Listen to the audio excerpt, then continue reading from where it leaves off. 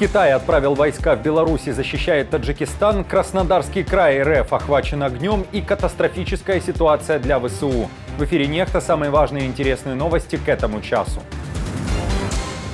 Байден ждет Господа Всемогущего. Новое заявление американского президента. Покинет ли предвыборную гонку и овальный кабинет?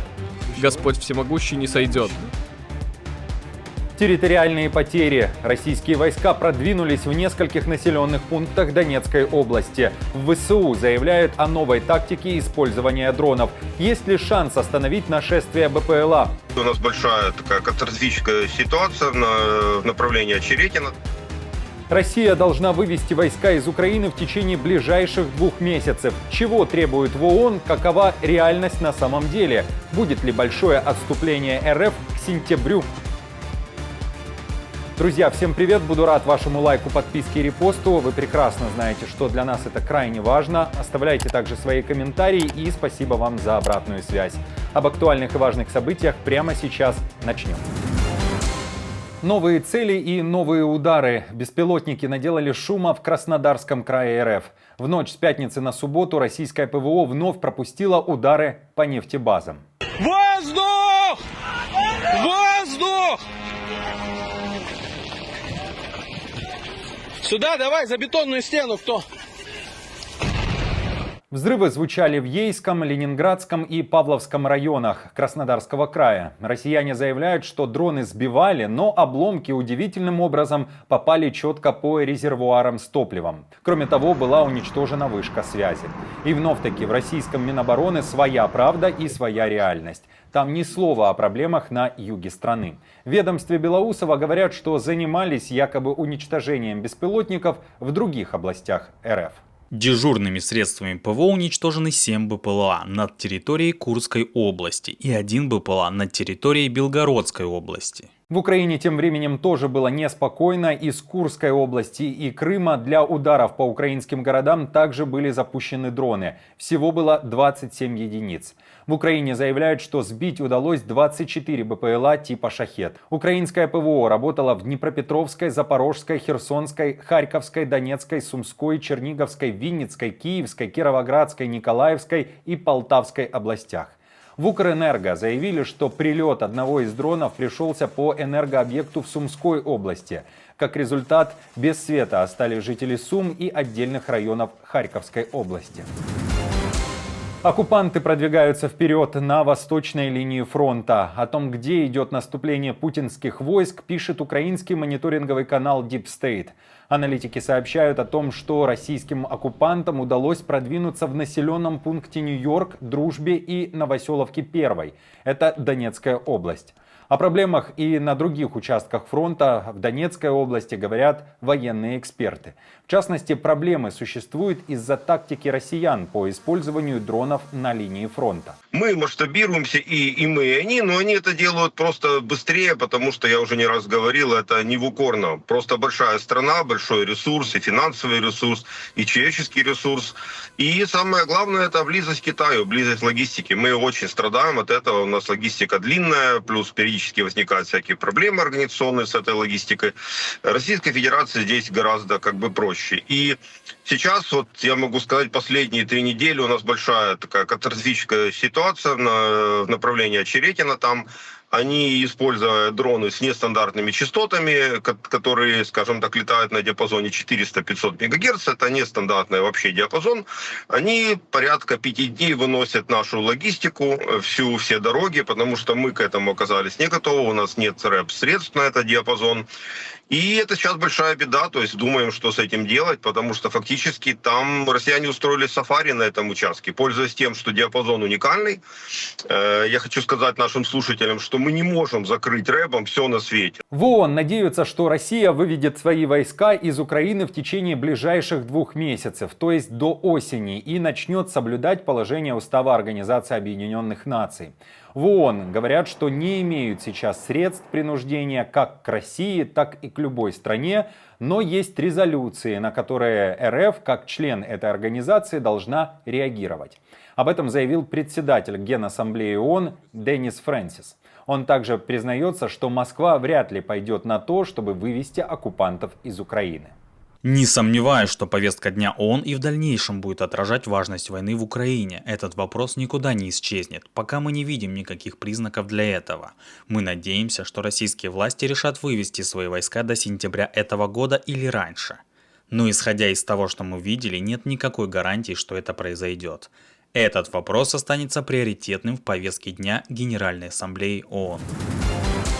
Си Цзиньпин заявил о поддержке суверенитета Таджикистана. О территориальной целостности этой страны в Центральной Азии лидер КНР заявил во время своего официального визита в Душанбе.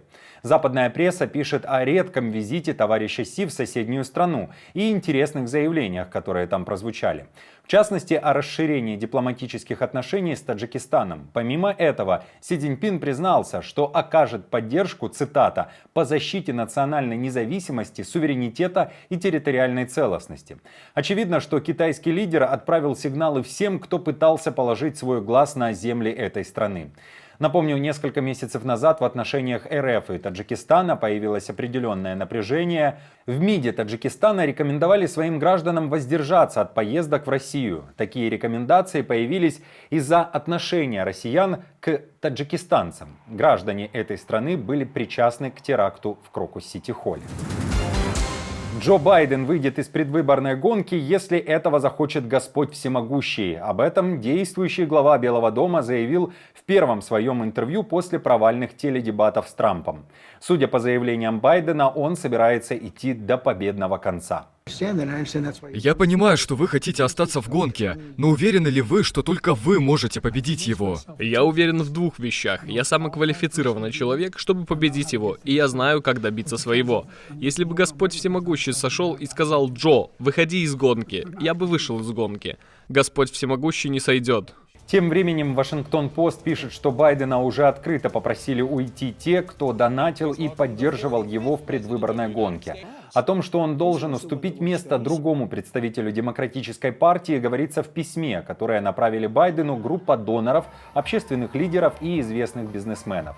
Всего же под этим письмом оставили 168 подписей. Мы с уважением призываем вас отказаться от своей кандидатуры на переизбрание ради нашей демократии и будущего нашей нации. Премьер-министр Словакии Роберт Фицо, выживший после покушения, хочет побывать в Киеве и Москве. Накануне Фицо впервые появился на публике и сделал ряд громких заявлений. Он вслед за Орбаном заявил, что необходимы переговоры между РФ и Украиной. И вообще Фицо, оказывается, восхищается Орбаном, который недавно пожимал руку Зеленскому и Путину. Но сейчас такое рукопожатие ему не светит, говорит, что еще не совсем здоров. Я думаю, что нам всем нужно задуматься о том, что происходит сегодня в Словакии и что происходит сегодня в Европе. Нас критикуют даже за то, что мы придерживаемся четкого мнения о необходимости мирного решения войны в Украине. Кстати, простите меня за откровенность, я хотел бы выразить свое восхищение премьер-министром Венгрии Виктором Орбаном за то, что он, не сомневаясь, отправился и в Киев, и в Москву. Если бы мне позволило здоровье, я бы очень хотел присоединиться к нему. Не хватает, повторяю, не хватает мирных переговоров, мирных инициатив.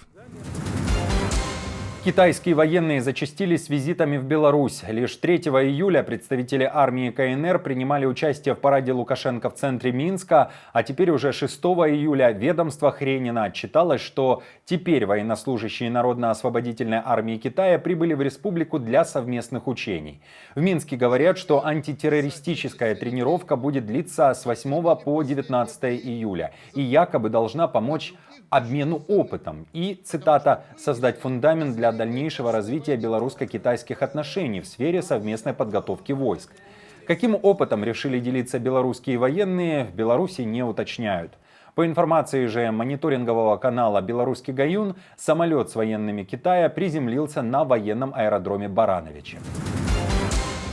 В Иране нашли замену погибшему в авиакатастрофе президенту Ибрахиму Раиси. Теперь же новым президентом стал реформист Масуд Пезешкиян. В Иране накануне состоялся второй тур президентских выборов. Известно, что Пезешкиян получил почти 16,5 миллионов голосов. Его оппонент, которого считают сторонником жесткой линии Саид Джалили, на 3 миллиона меньше. Радио «Свобода» пишет, что в истории Ирана второй тур президентских выборов – крайне редкое событие. Впервые такое произошло еще в 2005 году и второй раз в 2024. Право голосовать на президентских выборах имели более 61 миллиона иранцев, но на участки пришла лишь половина из них. Детальнее о будущем Ирана после этих выборов мы поговорили с экспертом-международником Евгением Добряком. Мы должны понимать, чтобы понять, какие будут изменения или не будут, понимать, что должность президента — это фактически должность премьер-министра. Это должность, которая не определяет стратегию внутренней и внешней политики Ирана.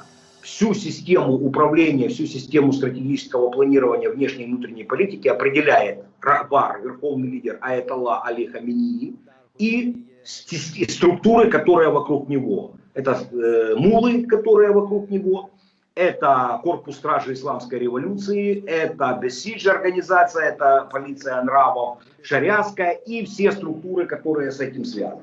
То есть фактически это премьер-министр без полномочий стратегического характера. Внешняя и внутренняя политика никаким образом Ирана не изменится после этих президентских выборов. Все будет решаться там сверху у Аятоллы и у политбюро МУ, которое руководит Ираном.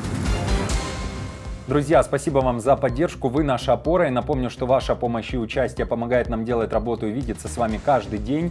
Постоянных донаторов и их комментарии вы видите сейчас на экране, и мы благодарны за эту поддержку. Если же вы хотите присоединиться к их числу, то нажимайте на кнопку «Спасибо» под нашим роликом, оставляйте свой донат или становитесь постоянным спонсором канала.